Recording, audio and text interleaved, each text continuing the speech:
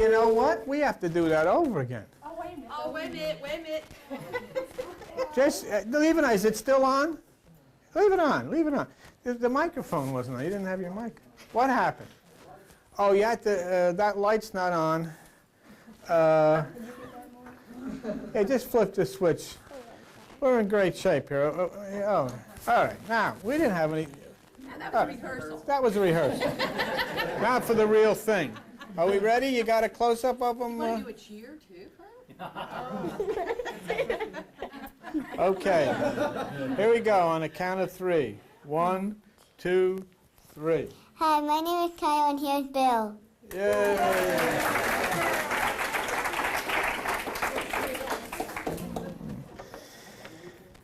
You know, you laugh, but there used to be a kid come here some years ago, and he used to introduce me and all this stuff, and I got an email from his mother that he's on stage in some shows and everything. Just because of this. Became a star. Oh. Well, so much. I'm pleased to be able to continue to share with you about this subject that began when we were taken by the deaths of Princess Diana and Mother Teresa. And so then we started to look and we started to search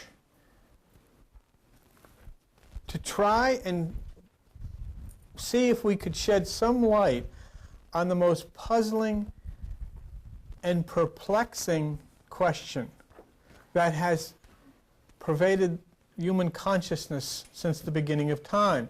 And that is, what happens when we die? And what I promised you was to take you in this journey where no one has ever been, where no one has ever even conceived of going, and trying to look at not only ancient scriptures, science, quantum, because I have a wonderful, wonderful, exciting statement to make to you. And this is what you and I together, as we get down the road, will prove. It is impossible for you to die. It is not possible.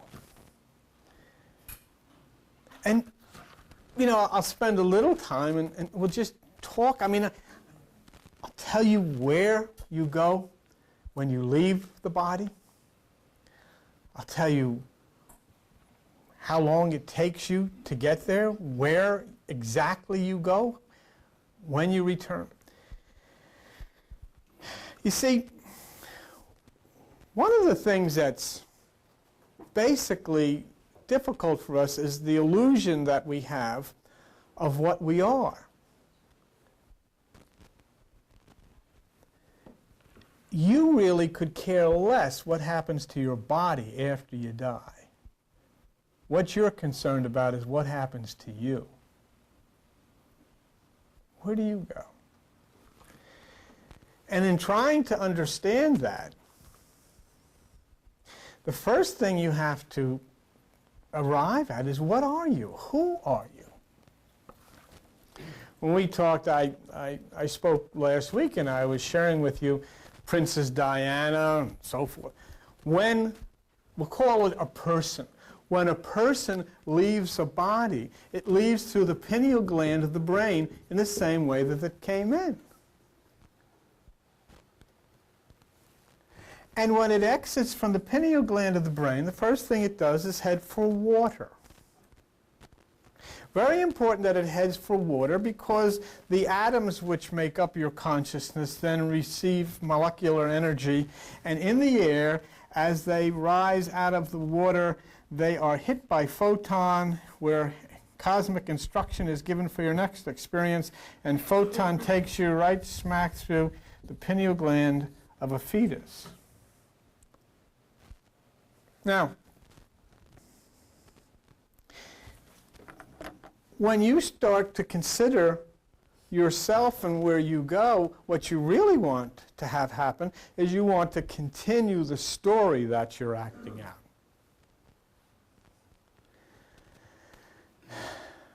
You enter into the fetus in your mother's womb as Adam. You enter into the fetus of your mother's womb as one who is one with the whole, totally unstained. When you enter into the fetus, instantly you become subjected to the following things. You become subjected to genetics. You become subjected to family, friends, jobs, school, work, fun, all of these things. And all of these things create you. When your body dies, none of this goes. Why? Because you are not a creation of God, you are a creation of us. What returns to the water, to the air, to photon, to be restored. But that which returns is not the accumulation of all of your fears and all of the things that you are, because you are not who you think you are. You are an entity that is totally separated from mom and dad and school and friends and in other words, every one of us in this room is exactly alike. Exactly alike. Physically exactly alike. I mean, male and female, but physically exactly alike. Everyone has a brain, everyone has eyes, everyone has all of these things exactly alike. The reason that you have a different story is because when you entered as light, you became connected to all. Let me give you an example of what I'm talking about when I talk about life, when I talk about death. And I need a couple of, here, I got Joan and Bill, you could you just stay there for a minute. I will not embarrass anybody, I promise you, but I need some people to help me out with this thing. So I have Joan and I've got Bill. And Mike and Judy. Okay. Now I'm going to create a scenario, and I'm just going to try to make a point. And I know this can't, but I'm just going to make a point. Let's say, for instance, that, let's say Judy gets on a bus, has no identification, and goes up to Canada. Why? I don't know. She's on a bus in Canada. And the bus has a terrible accident. Now, Judy and Mike have lived together.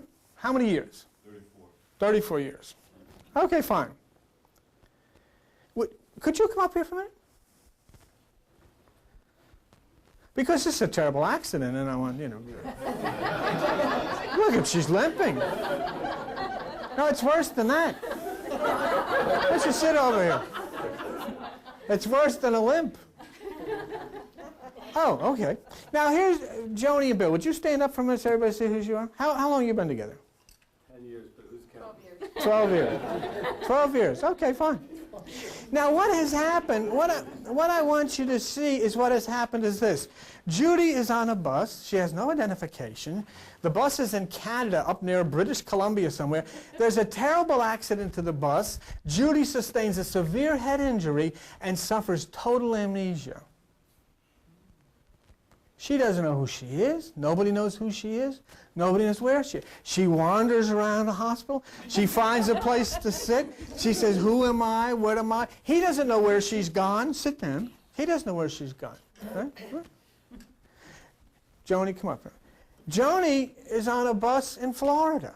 All right. Guess what? The bus has a terrible accident. She has a severe head injury, total amnesia. She doesn't know who the heck she is.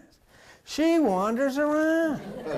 I don't know where I am, and I don't know who I am. Okay?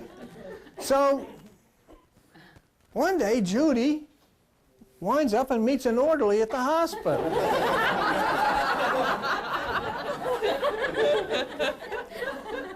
And he says, what's your name? She says, I don't know. So he said, we got to get your name. So her name turns out to be Patty. He says, I'm Bill Schultz, and she's Patty Schultz. They get fall in love with one another. Now over here, she falls in here. She falls for a lifeguard down in Daytona Beach. And he says, "What's your name?" She says, "I don't know." He says, "Well, how about Barbara?" She says, "That'll do." He says, "Well," he says, "you know, my name is Mike Roscoe, Barbara Roscoe." Barbara and Mike get married, and Patty and Bill get married. They don't know from nothing of who they were. I'm trying to make a point here. The point is that the person she used to be and the person that she used to be are both dead, gone. Yet they are both very alive, very vital, and very in the present. They have amnesia. So what are we trying to protect? What has been lost here? Oh, in the realm of relationships, I understand all of that. But what I'm simply trying to say, as far as her life is concerned, she has no knowledge whatsoever of him. She has no knowledge whatsoever of him.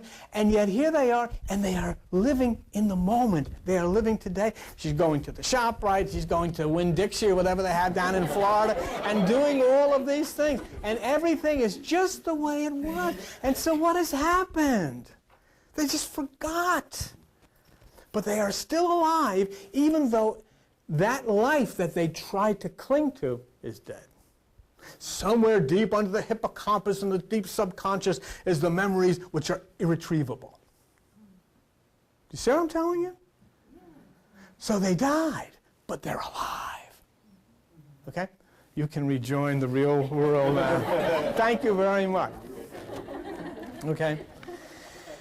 So when you start and understand these types of things. Where's Deb? Would you come up, Debbie, for a moment, please? I want to just turn this on, as I wanted to show you a few of these things. Let us take a look then, and maybe you can understand. In other words, what I will prove to you, and this is important in order to understand life after death, I will prove to you that atomic consciousness exists, lives. Consciousness exists outside. Would you open that? And would you, let's see where I am. Page 16. Would you put on page 16? And I want you to look for a moment and just try to understand with me, if you can, what I'm driving at, okay? And, of course, that's backwards. No, that's not backward. No, I'm backward. Well, I was looking backward. All right. This is Princess Diana. Here's the question. The question is, does somewhere in this universal, cosmic, whatever it is, somehow, in some form, does Princess Diana still exist? The answer is no. She is dead. The second question, does the person who was occupying and running this body somewhere exist? The answer is yes. Why doesn't Princess Diana exist? Because Princess Diana is a creation of us. You see. That's the fallacy about we're going to go to heaven and we're going to meet Uncle Gerard and all of this stuff, you see. The exit, when Princess Diana died, that which was the atom which made up her consciousness exits from the pineal gland at 186,400 miles a second. Pull that blind up so you can see back there. 186,400 miles per second. Now, understand something here. Here, the body is left. She then becomes part of what? She returns to who? To Adam. She exits through the pineal, which is the seventh. Remember what the scripture said? no burden can be carried into the holy city on the Sabbath, the 7th. You can't bring all of your arguments. You can't bring all of your desires. You can't bring any of that stuff. These are all created. These are artificial. These are illusion. And when Princess Diana left, she was rejoined to her true self, Adam. And then as the molecular structure starts to regain its energy through the water, the most important and the quickest thing is to return her via photon light back to a fetus for life. And then she will return back into a child, into a person, and begin another journey of life. But this is our creation. I am what I am. When I met Joan, Joan met me, I brought to her some of the things from my family. She accommodated herself to these things. Neurons started to fire in her brain to accommodate this new story that she met, in the same way with me. One of the things that both of us have done, and I am very happy about, we talked about it last night, is that thank God we broke the karma. We broke the karma which was given to us out of all of this falsity, all of the fear, all of the mommy, and all of this type of stuff, and all of it. We broke it so that we could be. And here, in this particular case, when that energy, which is her, the intelligence, which is her, hovers at the water. You know, when you talk about Adam leaving you, going to the water, Rich Doppler the other night read from Psalm 23, he leads me besides still waters. He restores my soul. And then when it's ready, when that photon hits this energy and brings it back into another fetus with instruction. See, the thing is this, I show you quantum, I show you science, I show you physics to prove all of these things, but I want you to understand one thing. I only do it for one purpose, to prove God. I'm not here to prove science, or I'm not here to prove molecular or atomic. I'm here to prove God, to show you how this operates, to prove to you that the absolute positive proof is that nothing that has ever lived in the universe has ever died. It is an illusion that we see. We see somebody die, and we go to a funeral parlor, and we sit and we cry and we mourn. That person has never experienced unconsciousness. That person has never experienced, absolutely never experienced this death. That person has flown through that pineal out into the atom, back into rejoining Adam at 186,004, and then headed immediately for the water where it was restored and then was prepared to be received by photon back into my new body. So Princess Diana is dead. She came into a fetus, and somebody called her Diana, not God. And somebody introduced her to Charles, not God. And she wore a crown, and all of these things. We created Charles. We created the Queen. We created all of these things. We've created all of this madness that we don't want to let go of. See? So the point that you're saying to yourself is, when I die, what's going to happen to me? But first of all, you've got to understand who me is. Who are you? And that's the person I'll introduce you to. The real you, the atom, who is the son or the daughter of Adam. Do you understand that once you can move that consciousness that is the atom within you a half inch outside of the skull, you become one with everything? Where could anybody say, could you be here? No, you're everywhere. You're a part of this whole. The one other interesting thing is when I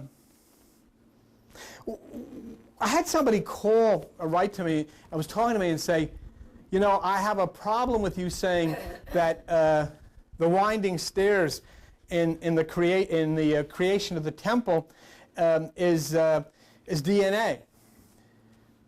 And he says, to me, the winding stairs is the spine, because we go up with Kundalini. I can't fool with Kundalini. I can't fool with chakras. I can't fool with spirit. I can't fool with soul, because those things don't exist. See, if you're going to say to me there's an energy there, and you're going to say this is an electrical energy that flows as a current, I can talk to you about it. But I have to show you, and I have to be able to bring to you those things which are shown in the Bible. When I read Genesis, I see Adam. I see the temptation from the desires of the body. You see? Do you know, you remember in the Garden of Eden, it said that the snake, the serpent, but I know that the snake or the serpent tempted. And I know that the snake or the serpent is the spine. Show them number 19. Let me show you a picture of the snake or the serpent. Let me show you a picture of your cervical vertebrae. Let me show you a picture of your spine that comes over. It's on number 19. Okay? Here's the serpent of the Garden of Eden who tempted. Right there. You see? That's your spine. That's the serpent. That's the snake. That's where the temptation comes from. So then when I see that and I see this, and I say, God, and not only that, but I made one for you so you can have your very own picture of the snake to take home and show all your friends.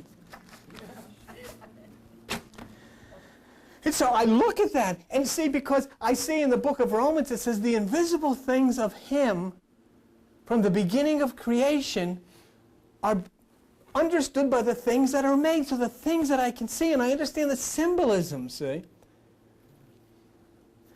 And when I look at all of this, and I start to think about DNA, and I start to think, when he says to me, well, you know, it says in the Bible that they went up with winding stairs in the construction of the temple. And if I show you a picture of the spine, well, it doesn't look like winding stairs, does it? So then why did the Bible show us this? And if I show you, on the other hand, if I look at number 8, if I look and I show you, you don't have to put it back in, just throw them down. If I show you the winding stairs of DNA and I say, this is what is being talked about, there's a secondary reason why I think it's important that I share it with you. And the reason is these are the winding stairs. This is DNA. And what is DNA? DNA is nucleic acid. You know what nucleic acid is? Atom. It's Adam. It's Adam. It's Adam climbing the stairs. It's Adam climbing the stairs, bringing together that which is the body and that which is the mind. See, when I look at the angels, the cherubim in the temple, you have 18 there. I just for a minute, I wanted to show you these things to try to show you where I'm coming from. That if I look at the temple here, just bring it up a little higher, okay? And then when I look at that, and I read the scripture, could you turn that upside down? Now that's your brain, okay? Now just bring that up a little. You know, you see this here? Now look what it says. And he set the cherubims within the inner house, and they stretched forth their wings. Do you see them? So that the wing of one touched one wall, and the wing of the other touched the other wall, and their wings touched one another in the center of the house. There it is. See, in other words, everything is described in that way. Okay, Deb, thanks. Could you turn the light on? So we talk about then Princess Diana. We talk about Mother Teresa. We talk about these people who had such an awesome impact on the logic circuits, on the gates, on the brains of millions of people all over the world, and say, you know, all of a sudden, did it just stop? What was the part? See, one of the things when I talk about this is that it's important for you to keep in mind is this one word, and this word is extremely important. Purpose. What is the purpose? And we'll go in and we'll understand what the purpose is. But in order to understand the purpose, we have to go into the realm of quantum. We have to go into the realm of mysticism, where a lot of scientists are reluctant to go, say.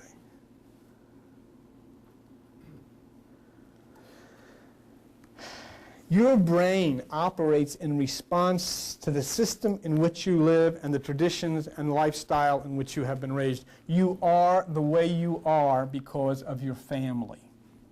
Good, bad, or indifferent. That's where it came from. It didn't come from God. Say.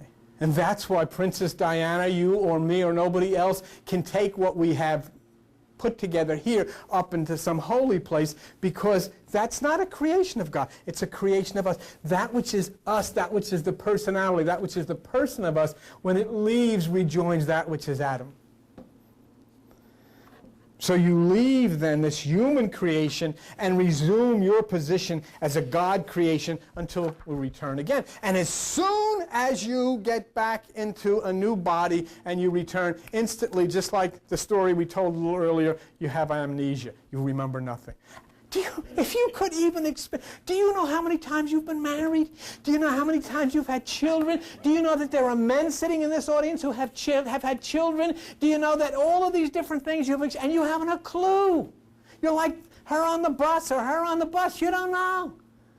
But you will never, ever, ever stop functioning in the present, in the immediate, the right now. You'll always be right now. Always.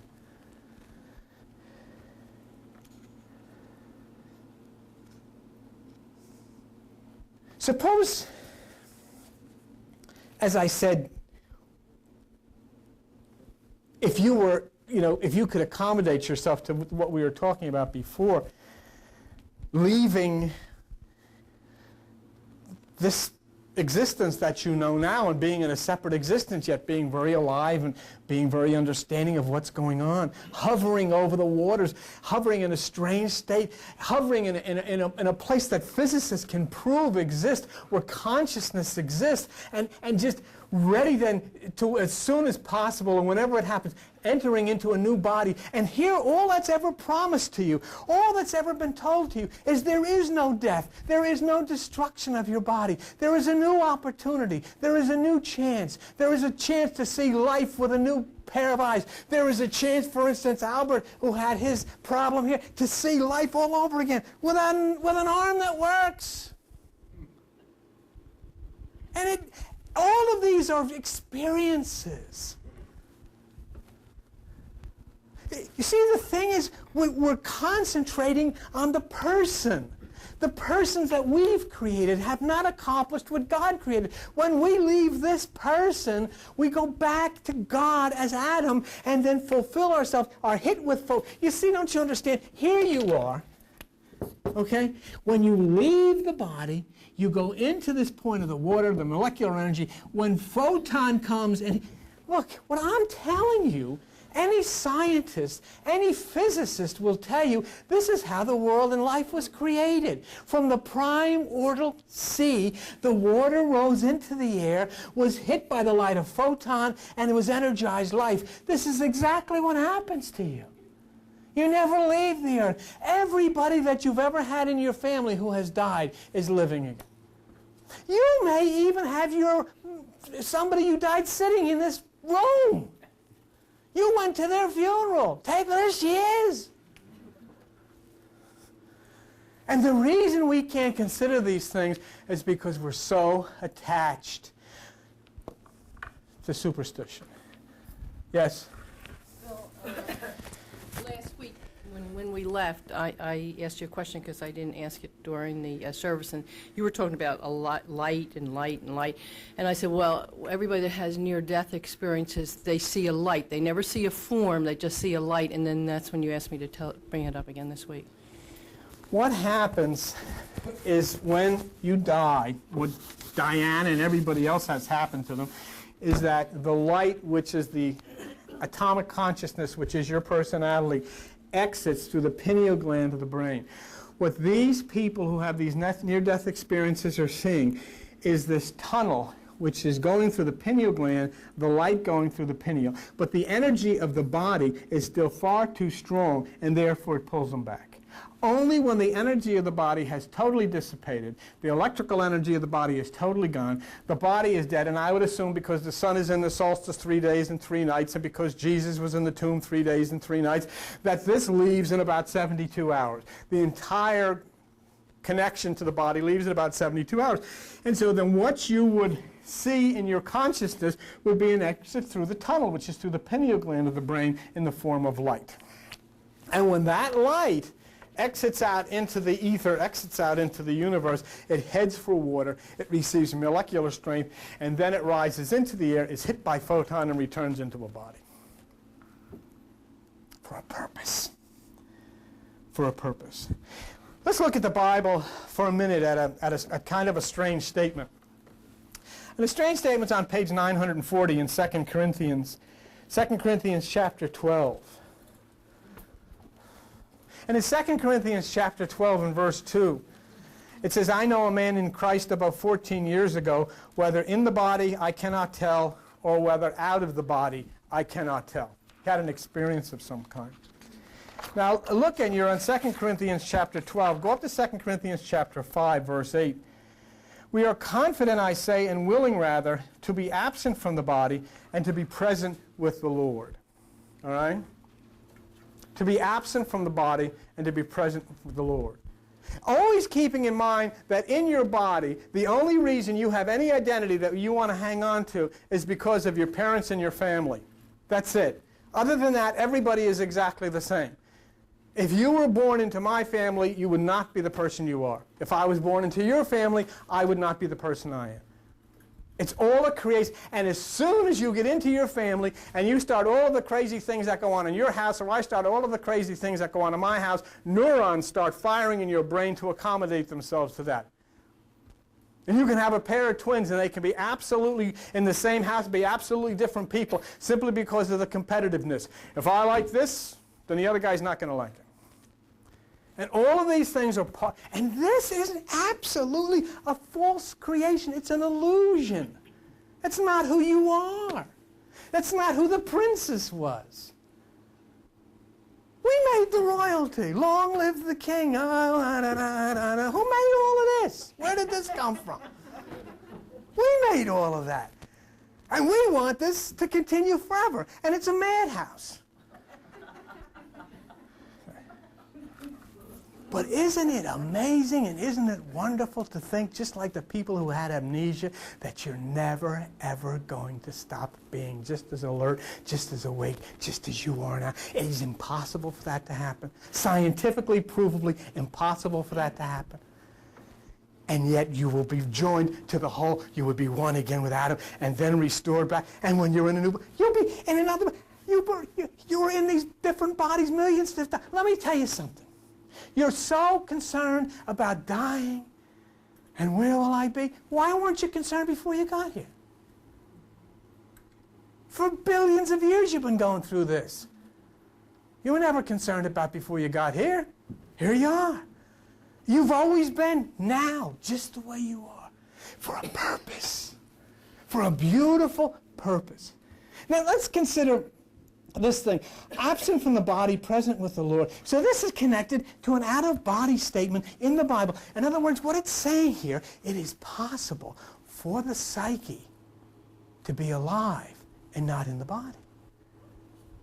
A person to exist and be alive and be cognizant and aware of what's going on and not be in the body. Remember when we did last week, and we did the, do you remember last week when we did the thing of closing our eyes and imagining?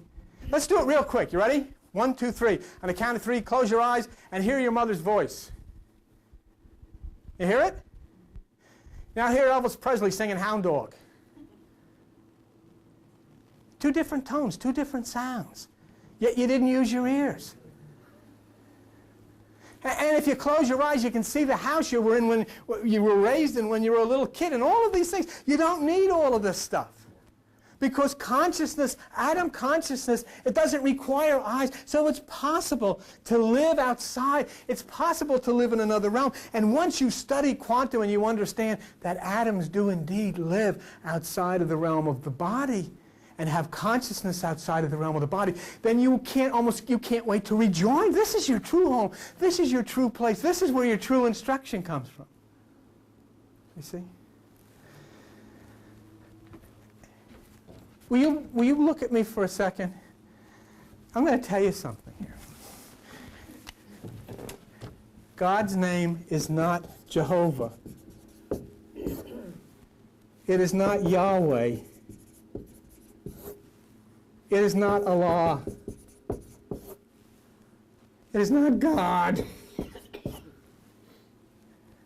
May I introduce you to? The only name possible. God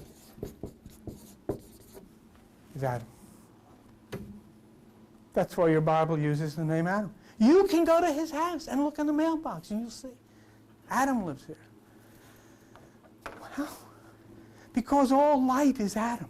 All water is Adam. Everything is Adam. Adam permeates everything. Adam is invisible. Adam has never been seen. But Adam is the creator of all things. The sun lights because of Adam. And who created Adam? Adam. And when Adam explodes and Adam fragments itself, it gives of itself, and then you all become sons of Adam. And then when Adam interacts with an electron or an ion and throws energy he splits that atom, and we have Adam and we have Eve.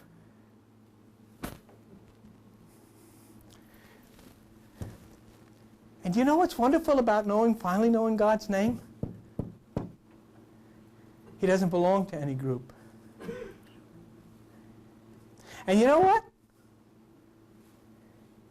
You know, out of ancient Egypt, they said, in Memphis, Egypt, they said God's name was Atum. And you know what? In the center of your brain and the point of memory is something called Amon's horn. And you have the documentation that if you look it up, Amon is also Amon. Aman is also Amen. And Amen and Aman and Amun are also Atom.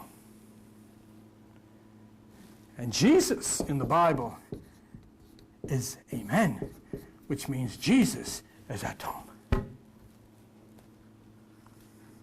The Son, if you look in the Bible, it says the son of Adam is Jesus. So you know his name. What are you going to do now? What other name could he possibly have? If he is the creator of all things, if he is in all things, if he is light itself, if he is the creator of light, then who else could it be?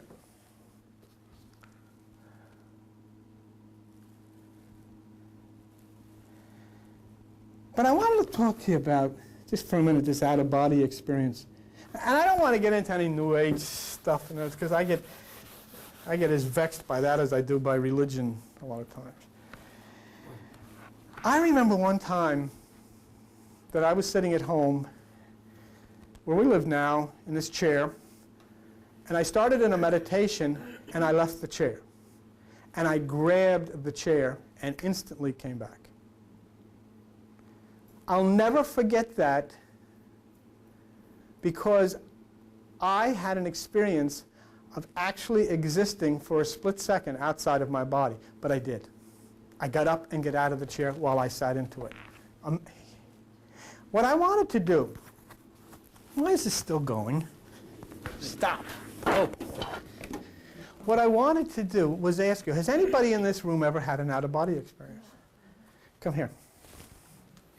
Really, in 10 words or less. In 10 words or less. Tell me what, if you could, tell me what happened. I was very depressed. I was very alone in the world. I had nobody.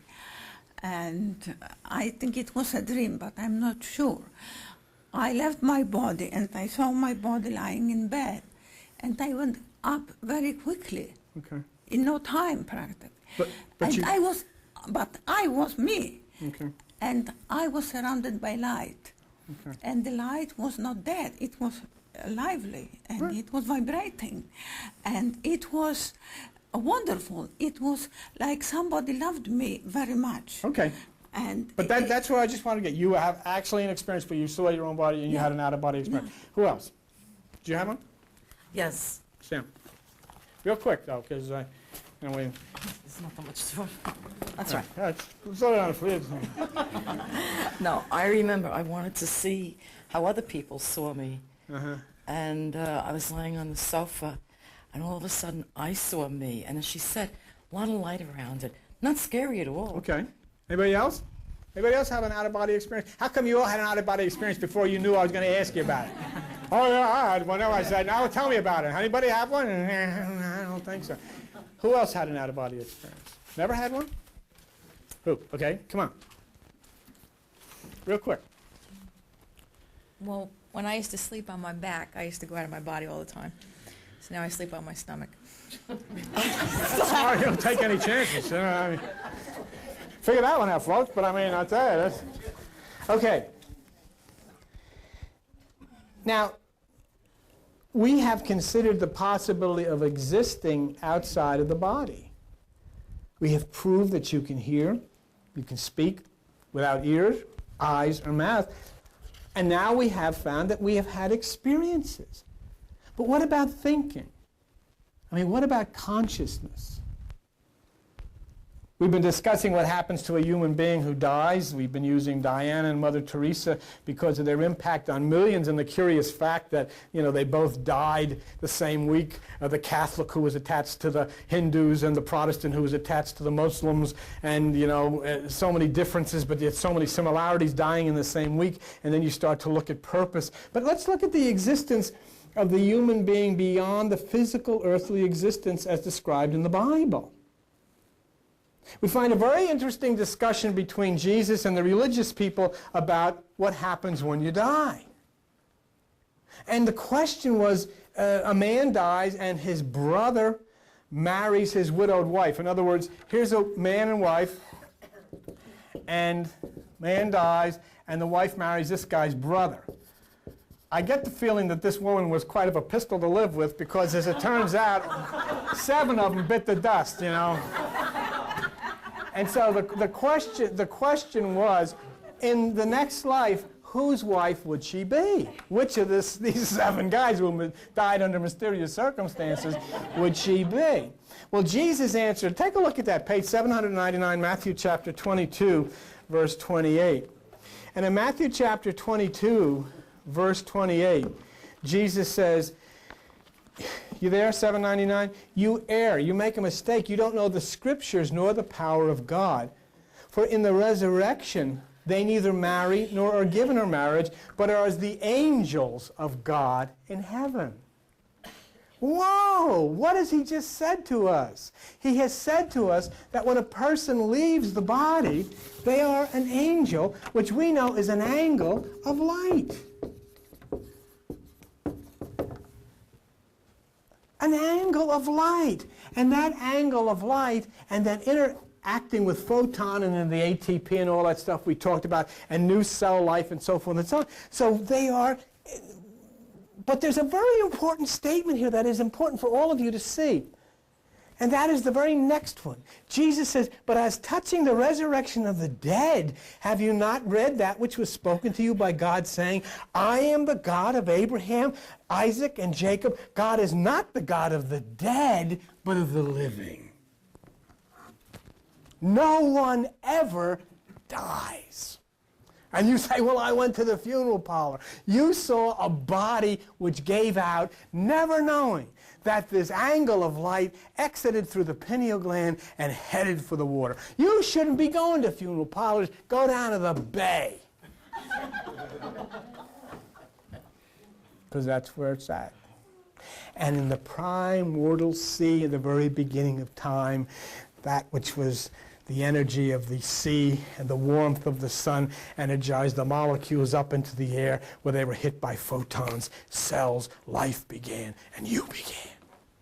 That's what it's talking. Look, listen. You can listen to me? When light comes down, remember we read this from Dr. Toller at Goddard Space Labs? What does it do? It hits space dust and angles to the Earth as an angle of light. When you leave, do you understand now what the Bible is talking about when it says from dust to dust? Nothing to do with the ground. The dust of the reflective particles, of the crystal reflective particles that cause light to change, come into an angle of light which carries the instructions from God. What are you to do? What were these instructions that were embedded into the atom consciousness of this woman called Diana as she entered into this fetus? Because what were the instructions that enabled her to effect Billions, millions, and millions of people. I know I'm running, but I'll be out of here in 5 minutes, I promise you that. So two very important points. People who leave the body when it dies are angels, which are angles of light. The body dies, you do not die. Thus, our subjects, Diana and Teresa, are presently light and very much alive. Going from where? Look, where does the sun go after it exits the winter solstice on December 25th? It goes to Aquarius, the water man, and Pisces, the fish. And then it goes to Aries, into the air, where it sits at the right side. Then it goes to Leo, the fire, where it comes back into the earth. When Jesus was in the tomb, he resurrected from the tomb. Where did he go? He went to the water. And he said, do you have any fish? And then he went up into the air to sit at the right side. And then he returns as light. There is not one thing. It's exactly what happens with the atom and the molecular structure. There is not one thing that can happen out there that doesn't happen exactly the same as here. When light leaves, that is described in the Bible, as you see it going from the sun out of the earth into the water, out of the water into the air, out of the air into the fire, back down. It's exactly what happens to you.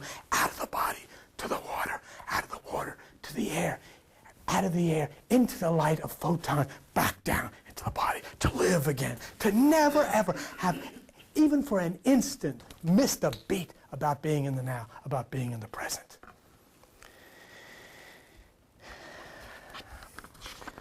So now we're at the point of proving.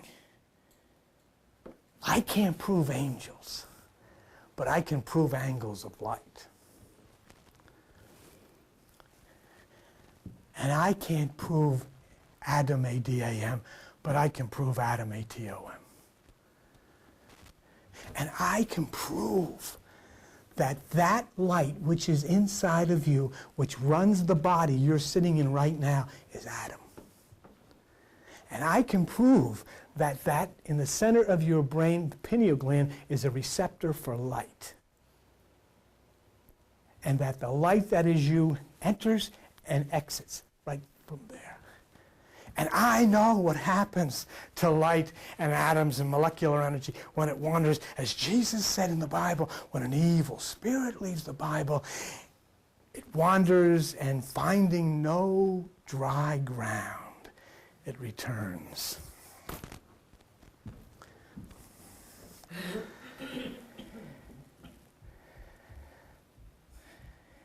So there's no doubt. People who leave a dead body enter the realm of light and become angles of light. Conscious, though. Don't think for a minute. See, look. Here you are, Norma. Here you are. Here you are. Here you are. Don't think for a minute that this is not totally planned, totally purposed. But there you are, suddenly, as the body starts to give, and as the body starts to succumb, the body loses consciousness. You don't. You're gone. All you do is say inside of your skull at the last second before you exit at 186,400 miles an hour those beautiful angelic words, I'm out of here.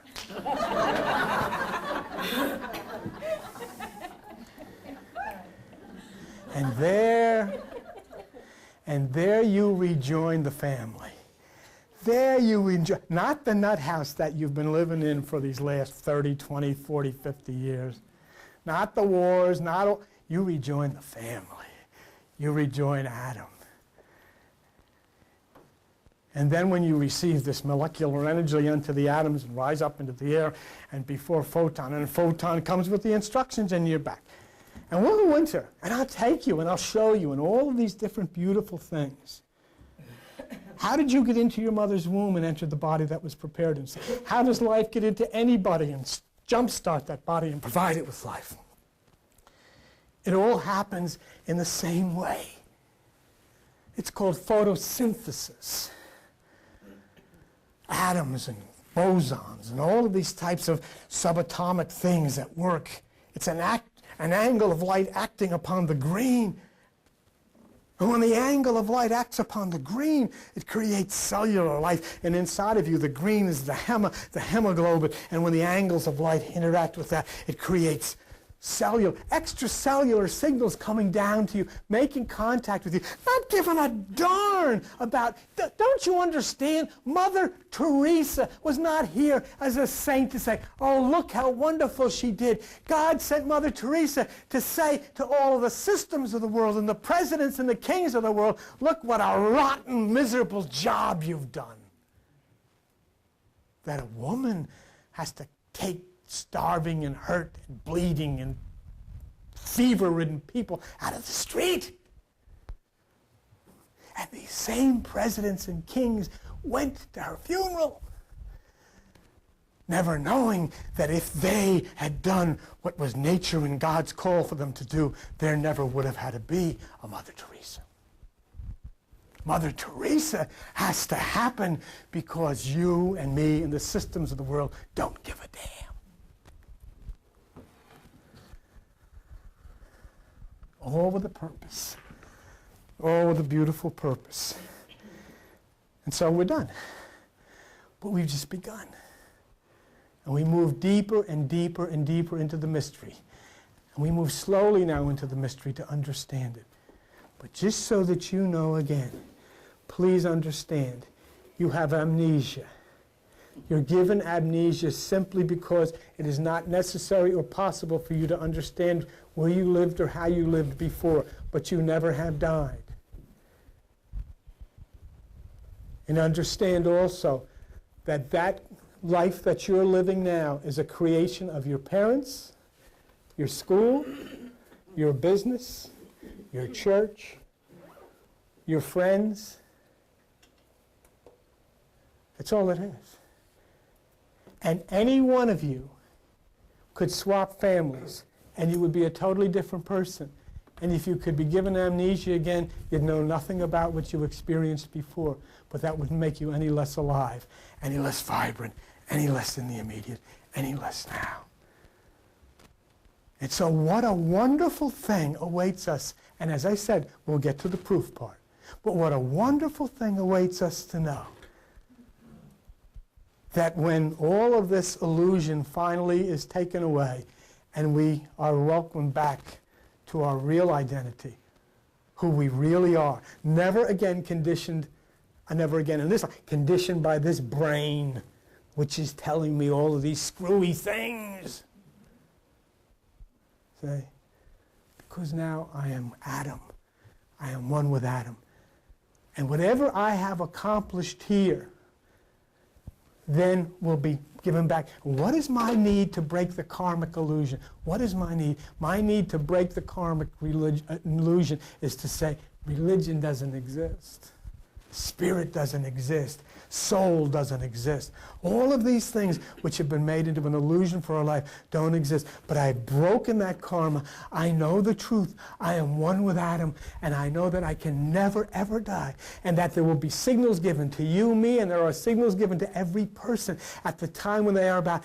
Everything is under control. Everything is ready to go. Nature kicks in perfectly. And out at 186,400 miles, out to the water, up to the air, there to the light, receiving new instructions to continue our growth and evolution, not to do the job better of driving a car or working at the bank, but to do the job better of understanding and being one with compassion, with love, with ecstasy, with nature, and being then formed back into the person who has elevated and evolved to a higher realm.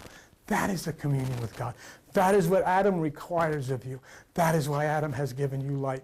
And that is why you and I now will be set free from all of these fears as we get more and more knowledge about the great plan and the great way that we live in the now forever. It's great. Great. I know you're still afraid of dying. Because if it's as good as I said it was, you'll all go out and slit your throat right now and say, hey, let's get on with it. I understand it. But always remember, you'll never do that because you live in a brain. And the brain that you live with has only one thing in mind: protect myself. See? But once you're out of that, it'll be fine. Okay. Thank you very much. And we'll be back to see you.